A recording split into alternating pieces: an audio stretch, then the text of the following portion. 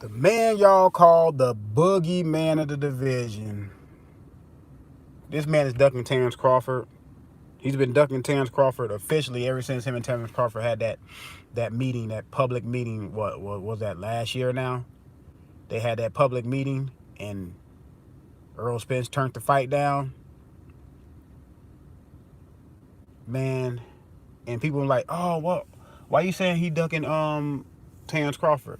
He finna fight Sean Porter for the WBC. No, I'm not saying he ducking Terrence Crawford now that he fighting Sean Porter. I'm saying before he fought Sean Porter, he could have fought Terrence Crawford. Bob Arum is out there shouting to the heavens that he want Terrence Crawford to fight Errol Spence. Shouting to the heavens. You know what I'm saying? And what is Errol Spence saying? He's across the street, right? But then when Timothy Bradley come out and say that Errol Spence is ducking Terrence Crawford, what did Errol Spence reply? He said, "You be quiet. You ducked me." Y'all all know that Tim Bradley is on the same side of the street that Terrence Crawford is on, right? And I heard y'all videos saying, "Oh yeah, you did duck Errol Spence back in the day."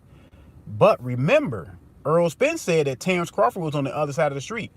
The same side of the street that Tim Bradley was on. At the time, Tim Bradley was on the same side of the street that Errol Spence is claiming that Terrence Crawford is on. You see how stupid that sounds? You see how I told y'all, all y'all have to do is keep listening to these guys get these interviews. Eventually, they're going to slip up and say some stupid stuff. They're going to contradict the video that they did months before or even a week before or a day before. So how did he duck you if y'all on a different side of the street? Makes no sense, right? Let's go back to this. Errol Spence was so definitively trying to fight Sean Porter, Danny Garcia, Keith Thurman. He was so... And then when somebody asked him, hey, what about Terrence? This is before Terrence got to the welterweight division. You know what I'm saying? He said, Terrence is not even a welterweight right now. That was that interview.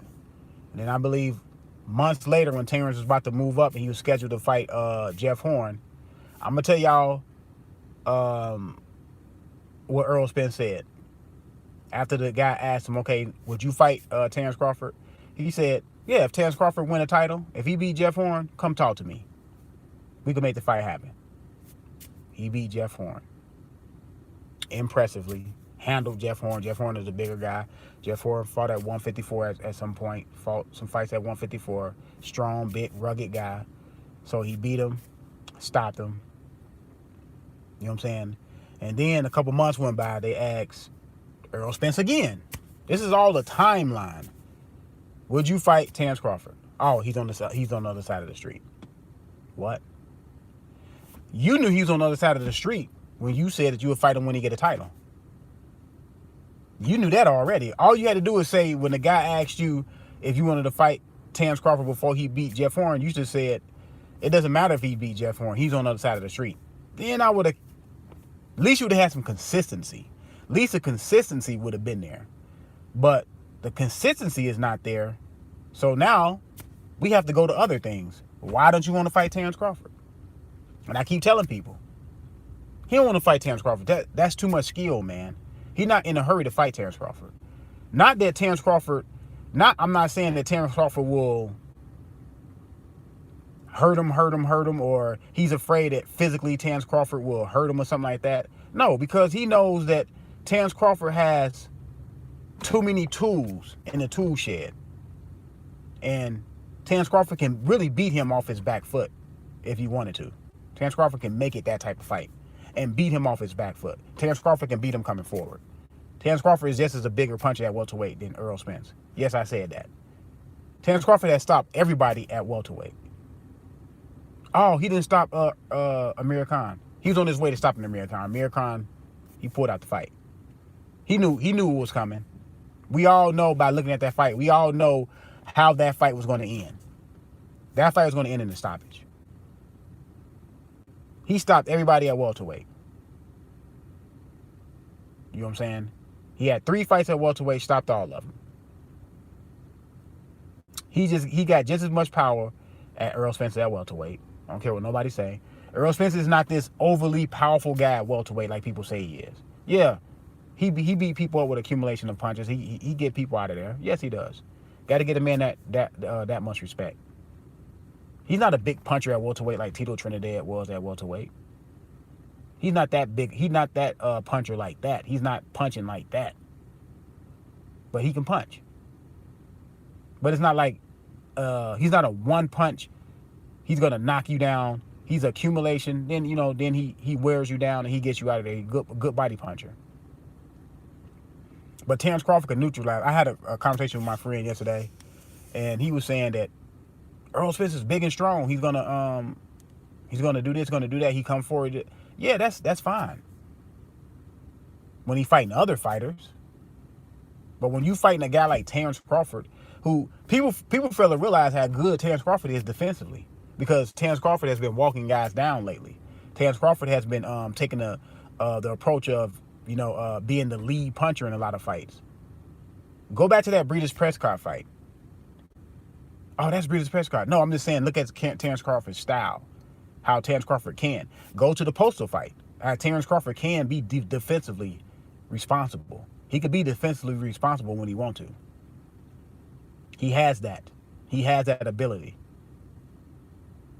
He can make the fight not easy, but he can make the fight easier for him. Technically, he's better than Errol Spence. Like I said, he's just as big as a puncher. He moves better than Errol. Better feet than Errol. Bend at the waist better, more naturally fluid than Errol Spence in the ring. Errol Spence is kind of robotic in the ring. He's kind of like, when you say textbook, Errol Spence is kind of like textbook. There's nothing wrong with that. He doesn't have, it's not anything, it's no like what Mayweather say, it's no special effects. There's no special effects. There's nothing special where I can turn and say, well, if he does this, he can just turn the fight. He's going to fight the same. He's going to have the same pace of a fight. Like, it's not going to change dramatically from round to round. Terrence Crawford can do that. Terrence Crawford can switch. He can fight southpaw. He can go in there and fight Errol Spence in the southpaw stance. Then the next round he can come in in the orthodox stance. He can change mid round and fight just as good on both sides. I think Terrence Crawford is a little bit more powerful when he go southpaw stance. I think he's a little bit more powerful, a little bit more of a bigger puncher. But yeah, he can do that. And then what? Mayweather come out and say, we're not gonna make that fight. Now, a lot of people say, well, let them build up the fight. It's gonna be like Mayweather Pacquiao. No, it's not. No, it's not. You know why? It's 3 reasons why it's not gonna. It's multitude of reasons why. First of all, neither one of these guys got personality like Mayweather. Pacquiao was unique because he was moving up in weight.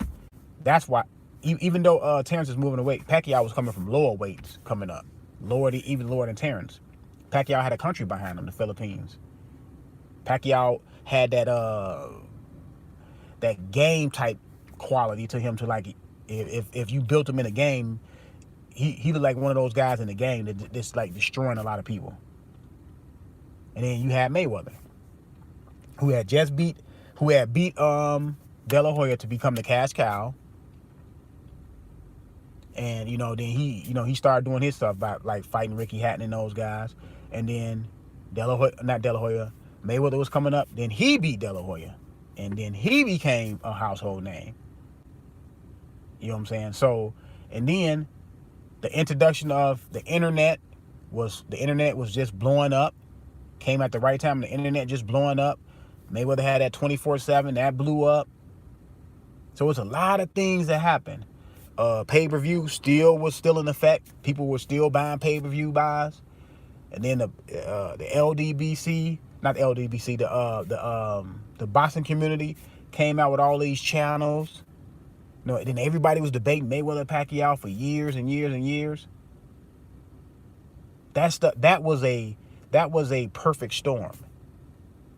And they both had two demographics. Mayweather had his demographic. Pacquiao had his demographic. Pacquiao had the Philippines and the white people. Mayweather had a lot of Mexican fight fans because he had beat a lot of Mexican fighters like De La Hoya, Marquez. He beat a lot of those Mexican fighters, so a lot of those Mexican fighters transferred over to Mayweather, and a lot of Ricky Hatton UK fight fans transferred over to Mayweather once he beat and knocked out Ricky Hatton, and he had the black demographic. So they both had big demographics arguing back and forth viciously who's going to win the fight. You know what I'm saying? And they both, and it just was a perfect storm, man. And like I said, you have to have a different type of demographics to make a big fight. Errol Spence and Terrence Crawford are fighting over the same fans. They both fighting over the black demographic. They're both. So when you split that in half, let's just say they both split it in half. That's not big enough to make to sell 2.5 million pay-per-view buys. It's just not. It's not enough. It's not enough. Now, people, they probably got they probably got some Mexican fans here and there, some white fans here and there. It's not a lot. It's not enough, like I said, to sell. Y'all think they're gonna sell 2.5 million pay-per-view buys? Not even if they fight, I think they may be able to reach 1 million. Maybe. And that's a maybe. Were we saying that maybe Mayweather and Pacquiao can reach 1 million? No, people were saying 3-4 million. That's what people were saying. People were saying that they can sell 3 or 4 million, maybe 5 million pay-per-views. And I'm telling you right now that if Terrence Crawford and Errol Spence fight, they might can get 1 million pay-per-views. The climate has changed too. Y'all gotta look at it. The climate, streaming is out there. Everybody's streaming everything. You know what I'm saying? People don't have to necessarily buy the fight. They can stream the fight. So that plays a big part in it. These guys, neither one of these guys have a big personality. Like, the personality is not a big personality between these two guys. They are winning in the ring, yes, true, like those two guys did. But like I told you, it was different things that those fighters had, Mayweather and Pacquiao, that was perfect. A perfect, ingredients to make the fight as big as it was. And the fight was so big that even when they were out, when it took like 8 years for them to fight, they still sold 2.5 million and made a lot of money. So I'm not going to be in the camp of the people saying, "Oh, let's let the fight build up." Nope. Why would you want to let the fight build up and then a pay-per-view that they're going to try to charge you for, it could be $50, now it's $100? Because when have the fans of any sport were happy about paying for more than what you have to pay for? Like, I remember back in the day looking at the Tyson fights, everybody thought $30 was a ripoff. And that was for Mike Tyson, and Mike Tyson was knocking people out, cleaning people clocks. And people thought back then that was a ripoff, $30. Now they got pay-per-views up to $100. Come on, man. Be realistic.